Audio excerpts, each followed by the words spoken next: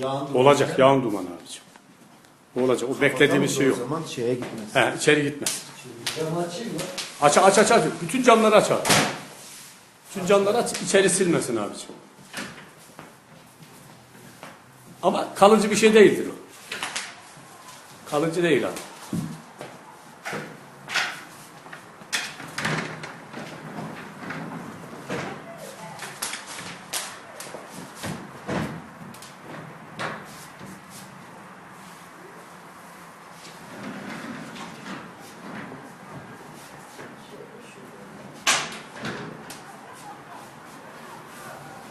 Duman altı oluyor.